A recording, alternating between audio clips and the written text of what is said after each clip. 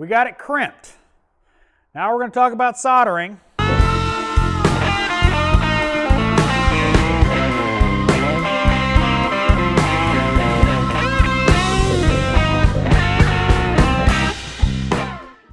Now soldering, you've got multiple options. From the old school, pen type soldering iron to the gun type, which I don't have anymore, soldering irons, soldering guns. Old school, some guys love them and they work well. I don't have any to show you, so. Now on the upper end of that scale is you've got the soldering stations. Now, if you're doing circuit board work, repairing clusters, PCMs, that kind of stuff, I would highly recommend you get it invested into a quality soldering station. In general automotive repairs, a soldering iron, soldering gun, or the options I'm going to show you will work well for you. Now, my go-to soldering iron for years was this Portasol / Snap-on. It's made by Portasol and did very well for me. Some people complain about some problems with these. I didn't have any. It just worked. I've since gotten a backup power probe, and for a long time this was my go-to soldering iron. Every time I did soldering, I pulled this out.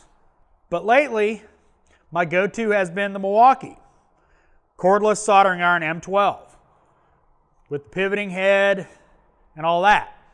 Now, what you get comes down to personal preference, whatever you like. A lot of guys like the butane. Some guys love the old school plug-in electrics. It's up to you, or the cordless. It's up to you what your preference is. Biggest thing on a soldering iron is it gets hot enough, fast enough, but not too hot, if that makes sense. Now, some stuff to go with those soldering irons is you're going to need solder in several different sizes. Now, you really want 60-40, yes, lead. Don't bother with that silver solder stuff. You want the good stuff, the leaded. In various thicknesses for depending on what you're soldering, and down to the itty bitty little ones like this. For soldering, you're either going to want a sponge, which as you can tell, mine is, never been used. I used it a little bit though. I basically use a brass scrubby for cleaning my soldering tips.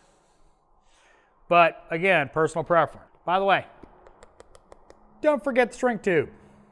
Double walled with the adhesive. We need to hold the wires while we solder them together. Now, holding the wires together, you can do a simple Lyman splice that holds it physically together, or you can use some tools. Now, these are made by Lyle, and as you can see, I put vacuum caps on the end to help when you're soldering so you don't dig into the insulation. Just a little tip. You can also get alligator clips from wherever, one yourself.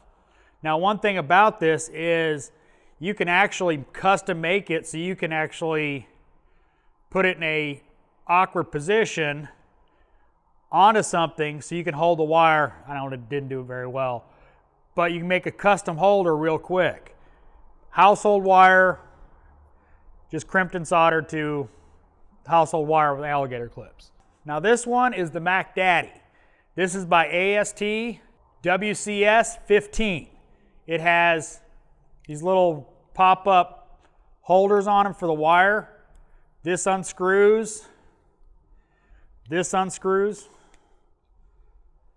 So you can use just the base and that, or you got a flexible arm, put it in all sorts of different positions. This is not mine. This is Bam Bam's.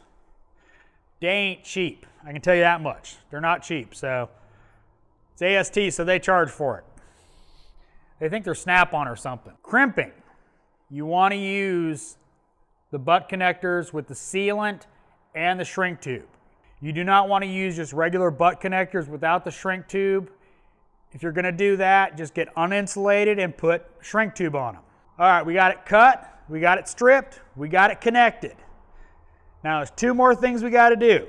We got to shrink either the shrink tube or the butt connector. We got to seal it up.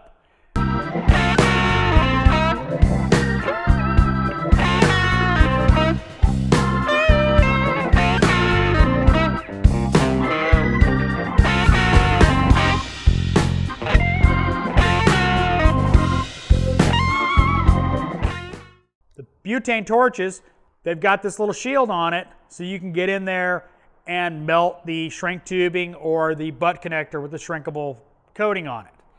Really good option. Now, I know some guys will frown on it. Yes, I've seen guys use a torch and a Bic lighter.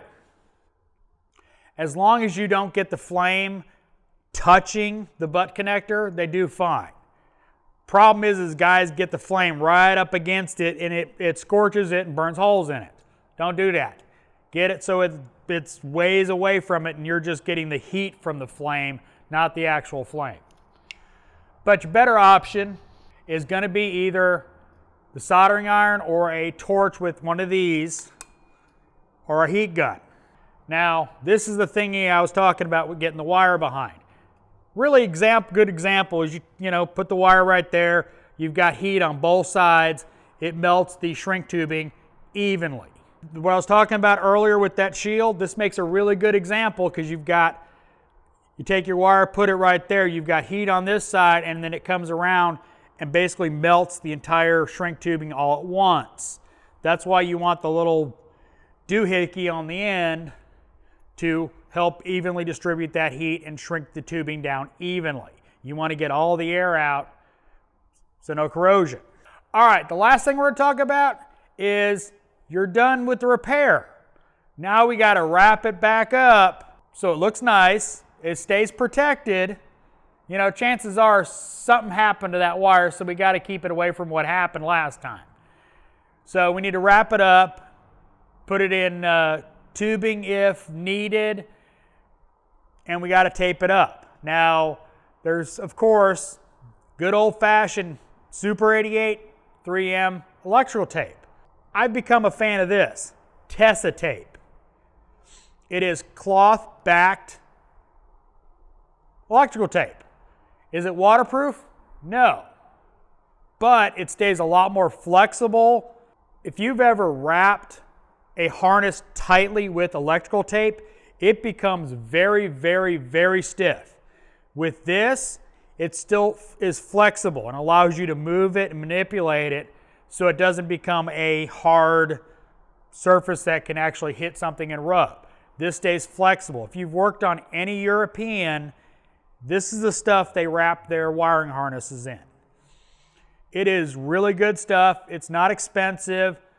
And if you did your job right on the shrink tubing or the shrink butt connector, all you're trying to do is get it wrapped up, keeping it bundled, not waterproofing it.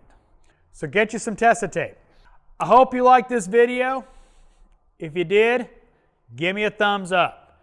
If you want to see more videos like this, subscribe. Make sure and hit that bell notification so you get notified when I put out a new video. If you didn't like the video, maybe you hate doing wiring repairs, give me a thumbs down.